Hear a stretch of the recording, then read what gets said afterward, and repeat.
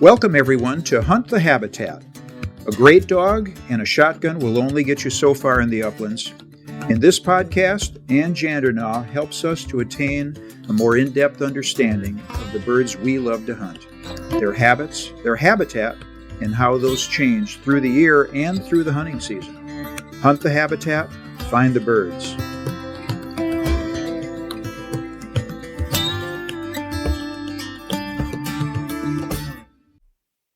Hi, everybody. Welcome to another edition of Hunt the Habitat with Ann Jandernaw. I'm Steve Blazer, and as always, this is our opportunity to spend some time with Ann and learn about her experience with guiding, mapping, and dog training. And along those lines, we've got a podcast today to talk more specifically about some of what Ann is doing with dog training. Ann, how are you today? Doing great. How about yourself, Steve?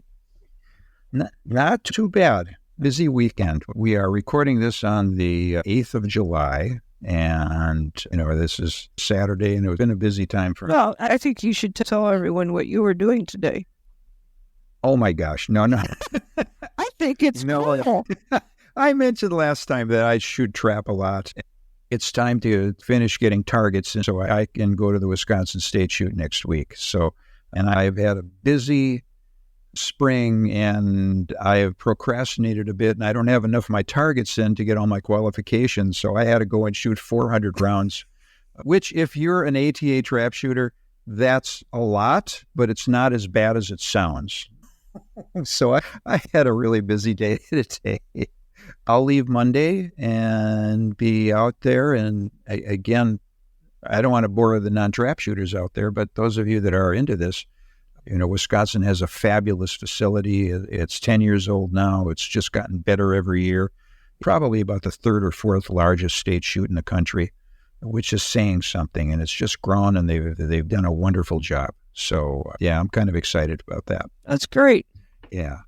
So one of the things that you and I talked about in preparation for this podcast is the fact that you're getting a lot of comments and questions about your puppy training and dog training in general. We've spent some time at the end of most of our podcasts to just talk about your puppies and where they are and some of the things that you're doing and some of the experiences. You've told us some funny stories, but I think it seems like people want to know a little bit more about what you do and some of your philosophies and some problem solving that you might be able to help us with. I think a lot of dog training, at least for me, because I'm not using launchers and I'm not using check cords. And I am blessed, I realize that, by being in the woods. I mean, I literally walk out and I'm in the grouse woods. And I know that's a very special situation. But one of the things I think about is keeping it fresh for the dogs, or the puppies especially. Recognizing with puppies that they don't have a very long attention span, and realizing that if you stress them, they just start going through the motions, and it'll happen a lot sooner than, of course, it will with an adult dog. But the last thing that I would put with that, or attached to it, would be you got to constantly realize if you're creating a pattern that basically could be good or it could be bad. Like releasing birds from your hand. The dog will start looking for the hand. The dog will start coming up by you and tip his nose up and hit your hand. Are you always, when you give a command, waving your hand or something like that? I tend to sometimes walk with my hands behind my back. I want my voice to be what my dogs look for. Because the cover's thick, they may not see a hand. Versus if you were out in the field doing a lot of training.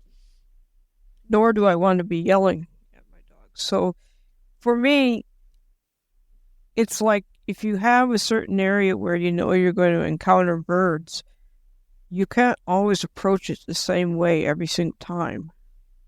Or they'll start what I call straight lining it to the scent. You want them to cast in and out. So sometimes you have to come at it at different angles. And then watch them to when you see them start to hit the scent cone. If you start seeing a pup or a young dog start to lose respect for that scent cone, it's time to take them off of it for a while and go to some place new to them, basically, is what you want to do, because they're at the point they're anticipating it. I'm going to go so far, I hit it. Boom. Okay, I don't need to. I know I'm just going to get more and more scent if I go closer and closer because we've been around this too much. So you need to switch it up. You need not to develop patterns. No different than staying on trails. If you're having trouble getting your dog to go off the trail, you need to get off the trail. And you need to work in different areas. If you're putting birds out in the woods and you want your dog to go off the trail, start putting the birds in the woods, not on the trail. Start with young pups with a narrow trail. You don't want to give them a freeway because they're like, well, where am I going to go? And if you have a young dog that doesn't have much experience quartering, give them a narrow trail. Start it there. And then gradually work your widths of your trail out a little bit. Because they just learn then, at this point, they're just constantly going through the brush. That's going to be familiar to them versus going down a trail. So I'm feeding my puppies, and it's really difficult because I have like 7 puppies all in a row in their own little kennels. And what will happen is that they know it's feeding time, and it's just total bedlam. But I don't want them charging the door. I want them to turn it off. That particular pup needs to turn it off. And at that point, it's easy to have good eye contact with them when it's just you and the door. But it's really hard to keep eye contact with them once you have that dog food bowl in your hand. They need the release to be coming from you, not the movement of the dog food bowl.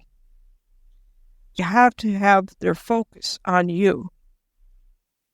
And it can be difficult, especially when there's a lot of distractions, meaning the rest of the group.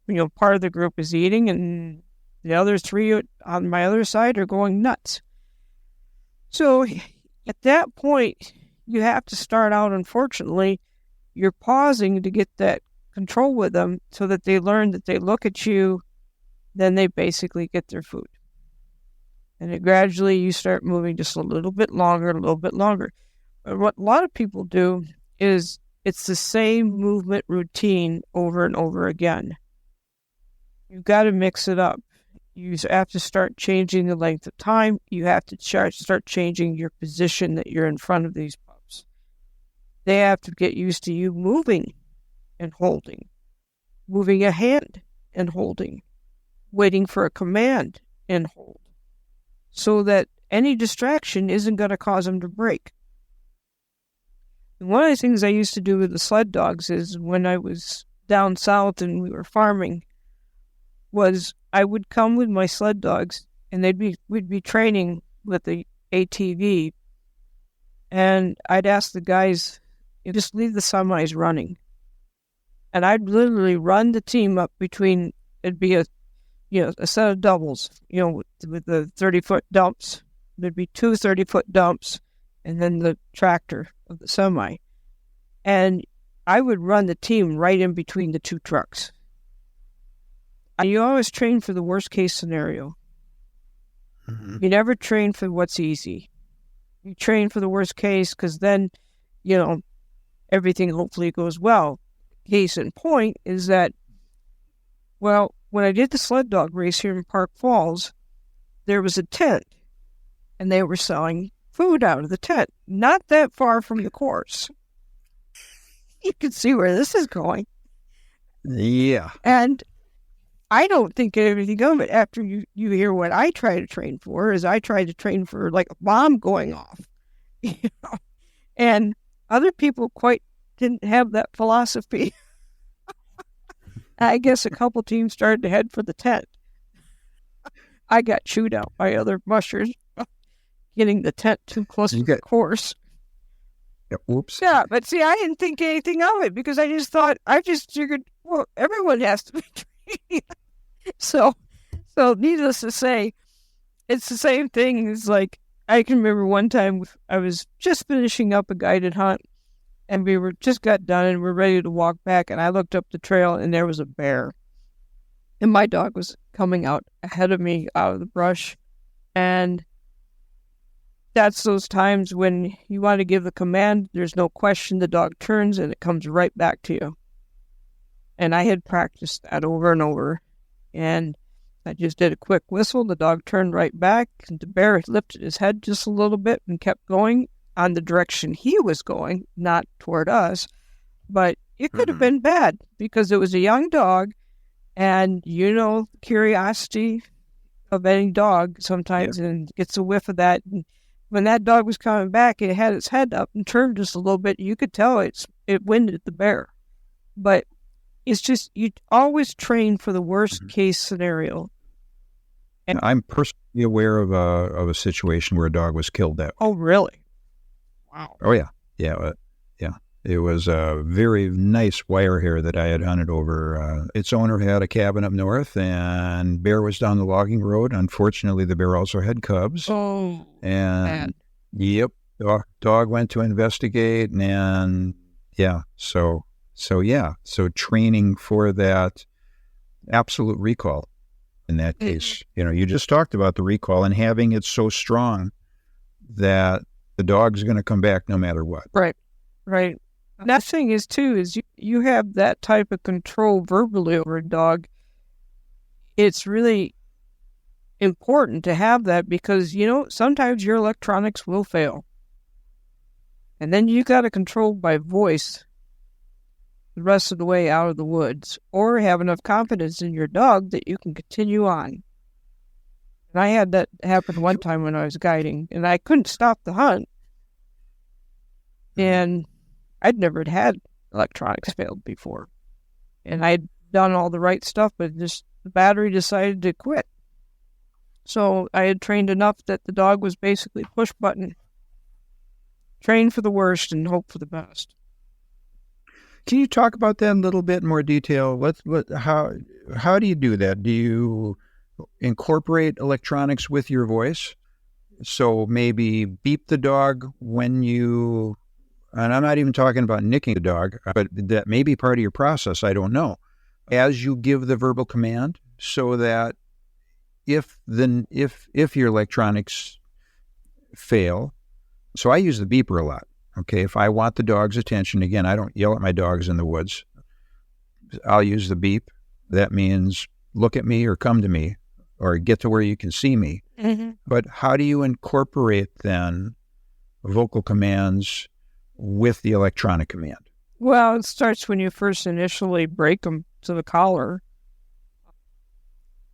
I think the more aggressive lines, there's probably an aggressive is in what I'm saying by that. It's probably being taken wrong, but the more wired, driven, some of the other types of bloodlines, types of dogs, it takes a little bit more. I know mine are pretty soft.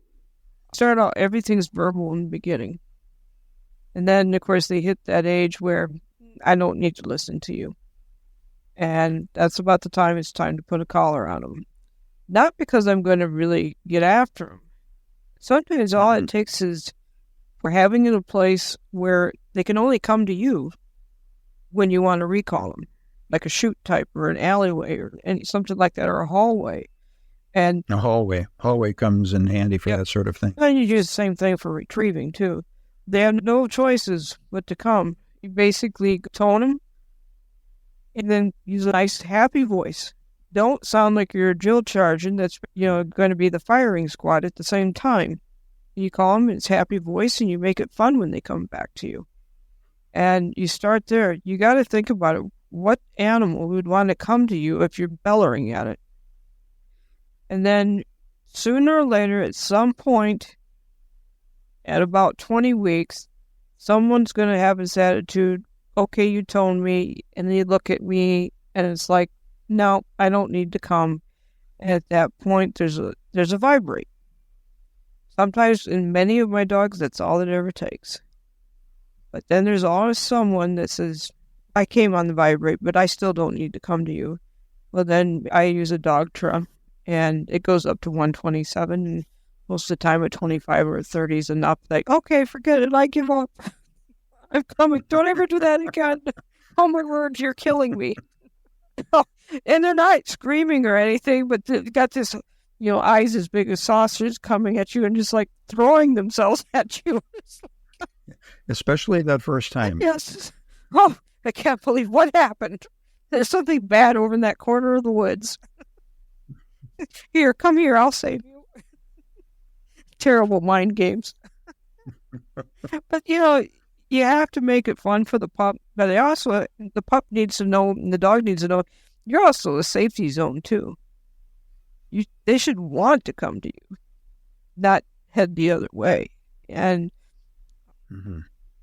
it's really important because I've had owners show up and I've trained the dog and I listened to him call, and I had been training. I would call the dog over and you could hear the tone change. And the dog literally stopped coming to them and would come to me and hang out right next to me. But on the other side of my leg, there's the owner, then there's me, and then there's the dog on the other side. I look at him and say, "What's wrong with this picture?"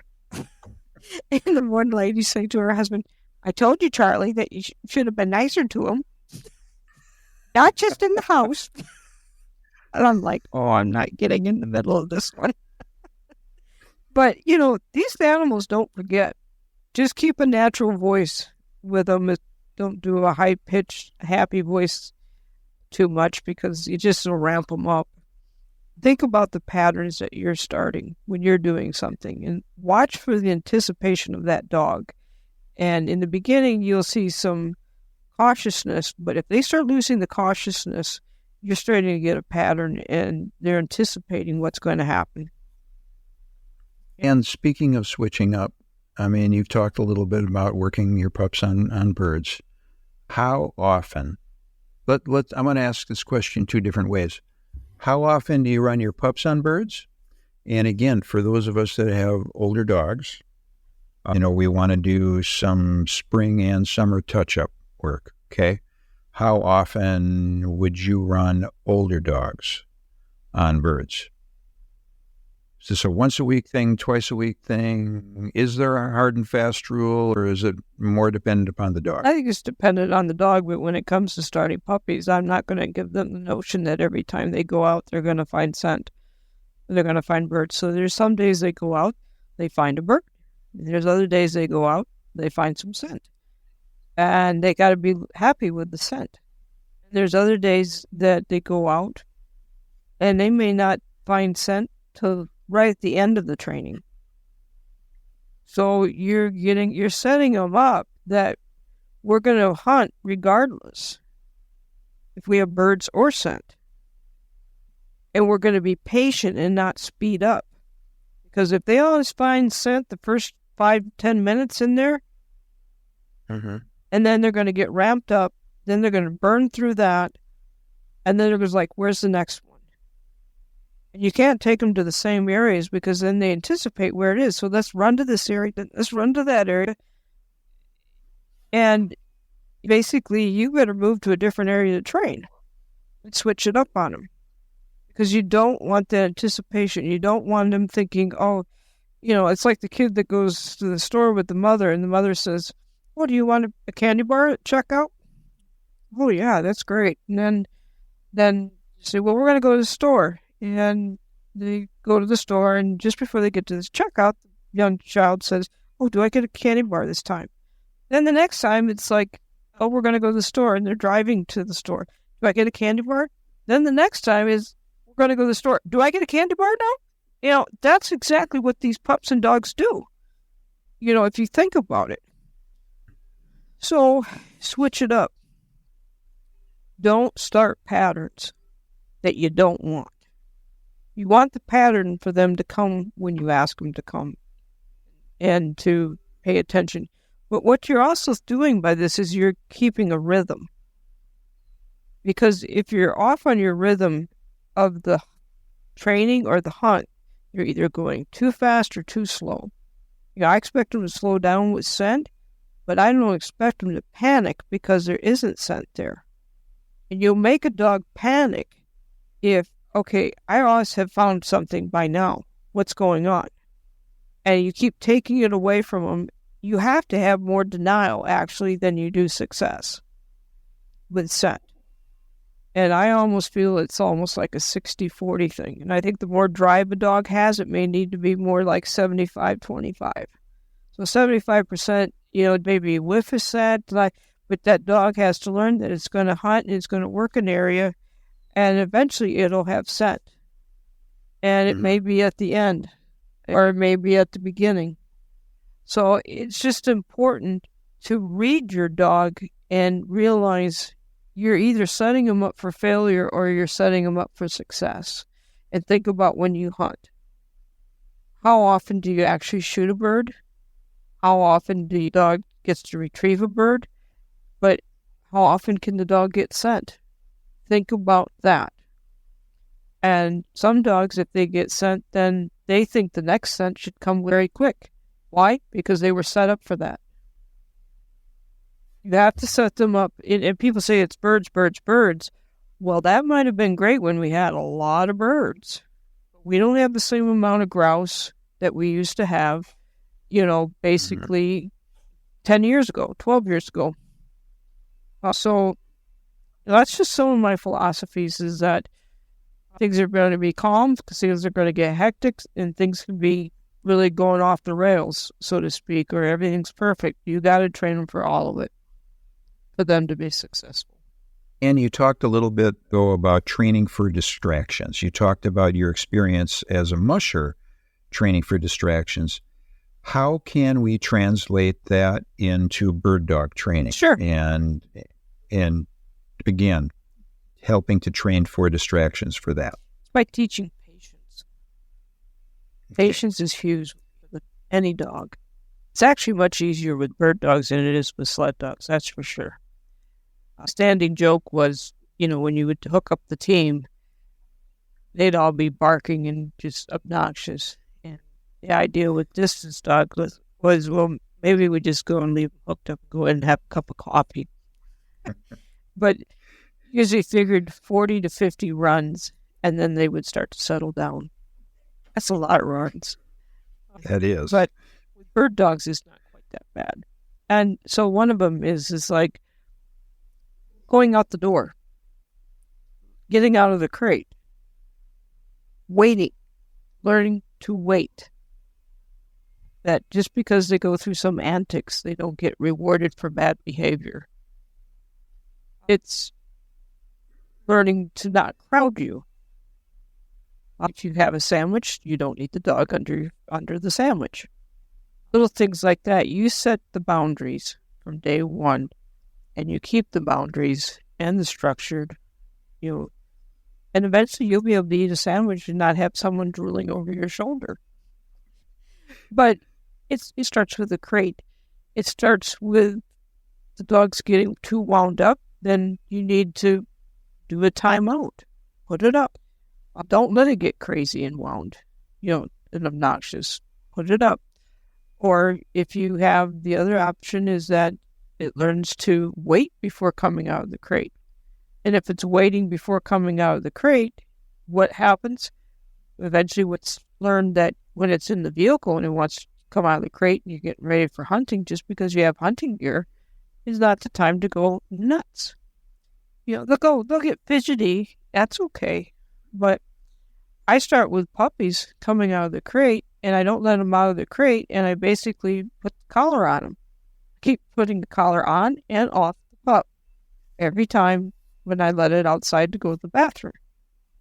I also, with my puppies, put my crate up higher for the pup, so I'm not having to bend over and I'm more at eye contact like it would be with a tailgate or something like that. So I have crates in here, and I have plywood on top of the crates, and my younger pups, they would go on their own crates on top of that. So I have a place for the pups to come out of the crate and step on something flat and learn that we're not going to be obnoxious and come out of the crate and then just go nuts.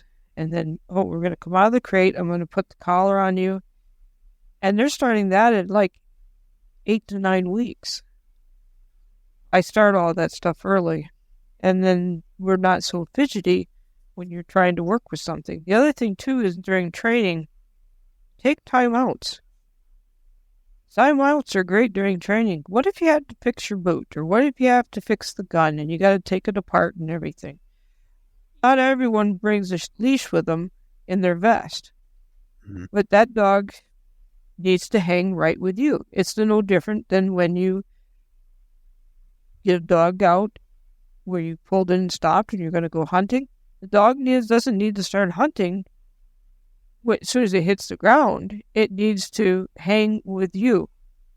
I don't feel it has to be a statue, but its world is really small at that time, the way as far as it can go. Obviously, it doesn't need to head to the road. It doesn't need to go to the front of the truck. It needs to hang right with you in the back area.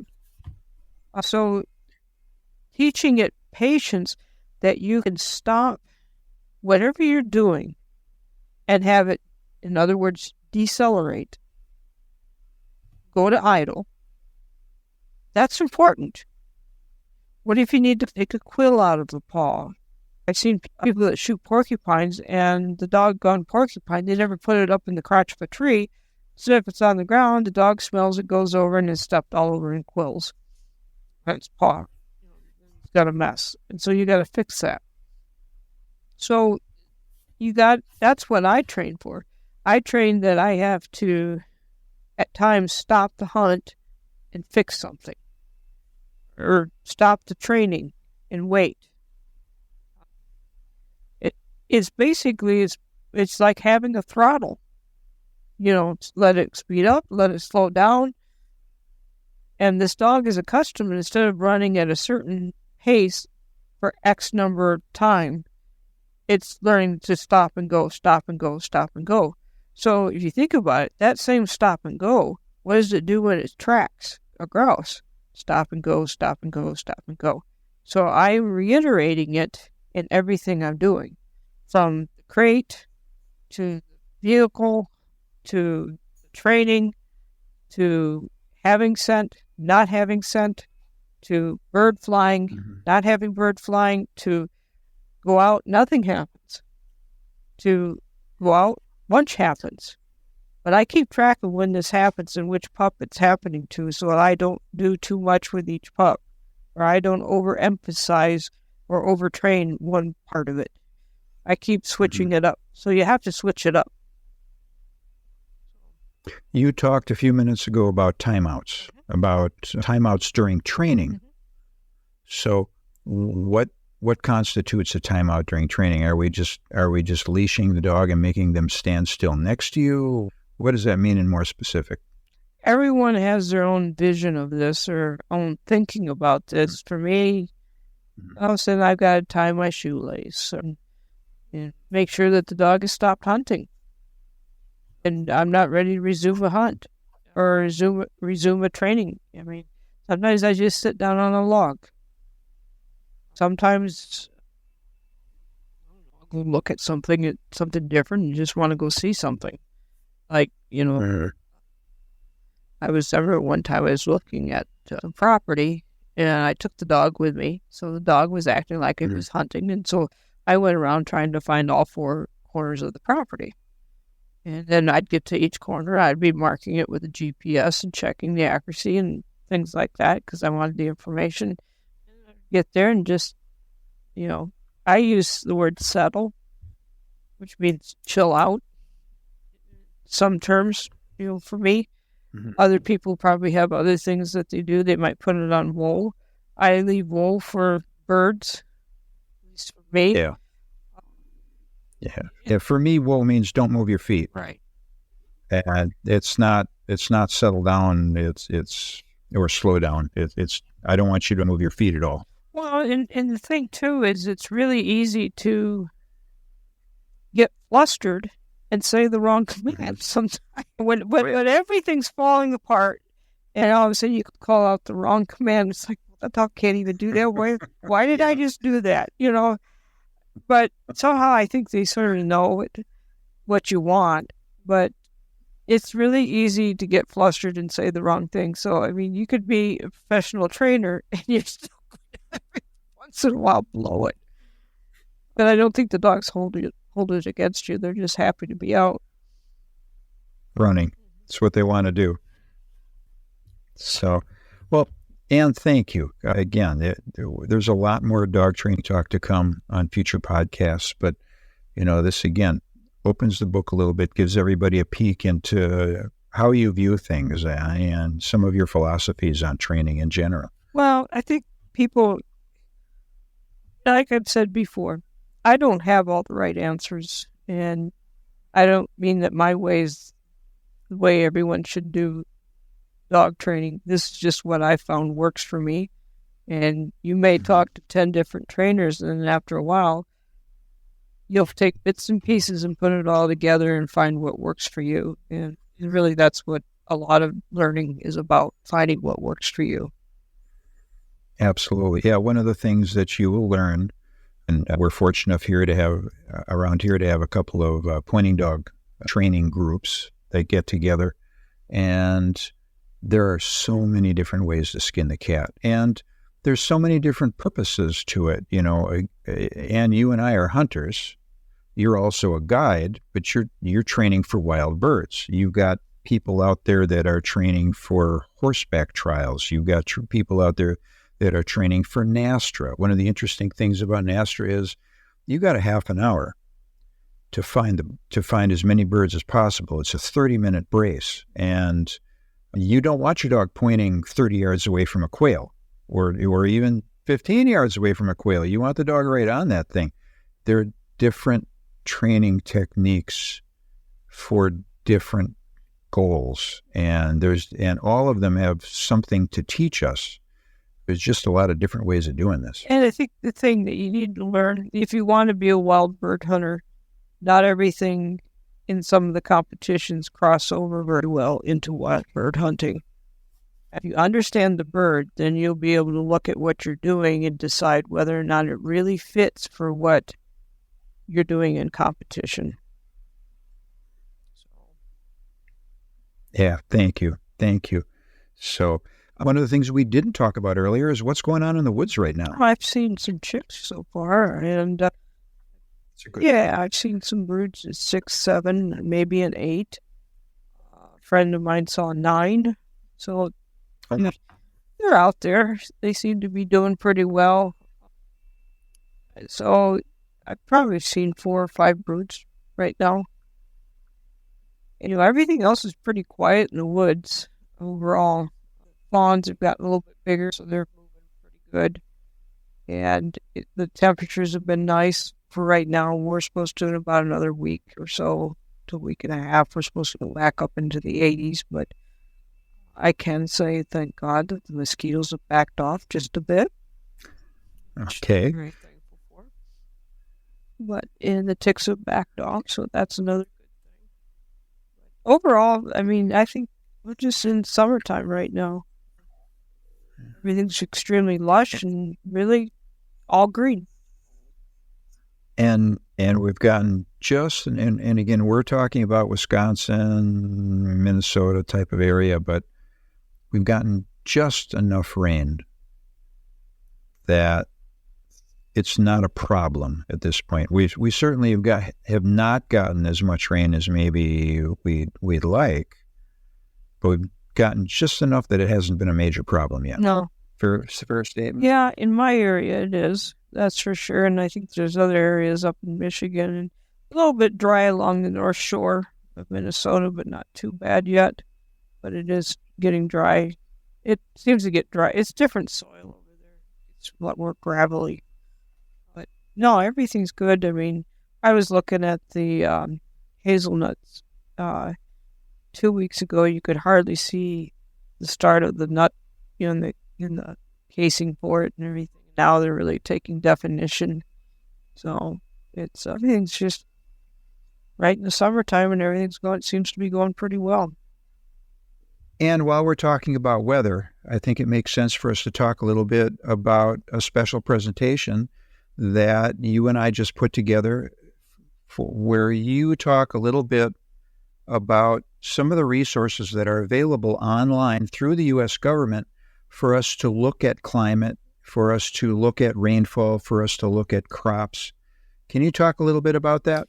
Yeah, I think this is the time of year that a lot of people start putting trips together. I mean, we think about it more in the wintertime, and then as time goes on, is this going to be a good time of year to go out to this particular area out west or wherever? And one of the things you can do is go through historical data about soil moisture, or if there's been too much rain, or there's too much drought, or all of that.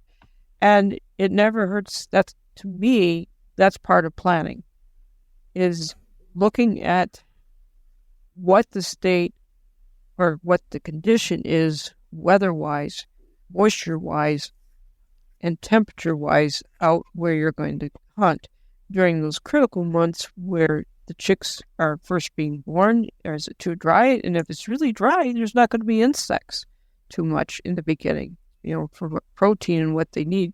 So we've put together something where we go over, at least we're starting with 2 of the different websites, and it'll help give you the tools to start looking and analyzing different areas of the country for wherever you want to hunt, whether it be out east, out west, the Midwest, Southwest, whatever. You can go and look at the area, and you can go back in time multiple years. Some of this information you can go back to, 2000. It's a long ways back that you can go, and you can get a lot of information. And typically, I go back about 3 years, really evaluate an area that I potentially might want to travel to and hunt. So to help you basically see what the conditions were in the past and then see what they are right now. And this is a video presentation. This is something where you are going to show the maps and show exactly how to access the information, and you're going to post the links so that people know how to access this information in the future on their own. So again, where can people find the presentation? So you'll find it on Facebook, and we'll have the links there for you to access the video and the information that we provide with it. You also can go to our website, which is mobilehuntingmaps.com, and look under Upland Hunting and scroll down to where you see Hunt the Habitat articles. And that's where you're going to find the information on the video that we did for tools to use in planning your hunt.